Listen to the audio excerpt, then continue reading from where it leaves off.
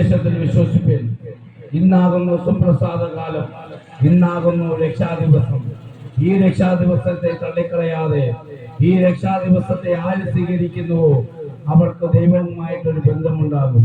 Price the lord. കാലത്തിന്റെ തികവിനെ കുറിച്ച് 2024 വർഷങ്ങൾക്ക് മുമ്പ് യേശു കർത്താവ് സംസാരിക്കുമ്പോൾ ശിഷ്യന്മാർ ചോദിച്ചു, ഗുരുവേ, കാലത്തിന്റെ അവസാനവും അങ്ങയുടെ വരവിന്റെയും അടയാളം എന്ത് എന്ന്.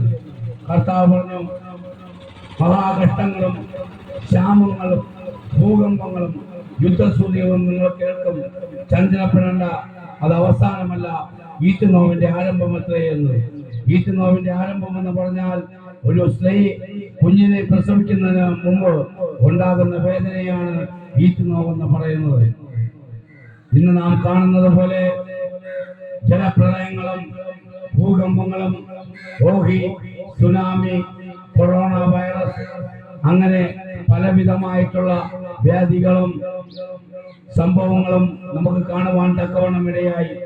ജാതി ജാതിയോട് യുദ്ധം ചെയ്യുന്നു, രാജ്യം രാജ്യത്തോട് യുദ്ധം ചെയ്യുന്നു. ഇതെന്താണ് വിളിച്ചു കാണിക്കുന്നത്? നമ്മുടെ ആത്മരക്ഷകനായ യേശു കർത്താവ് മധ്യാകാശത്ത് വരാറായി.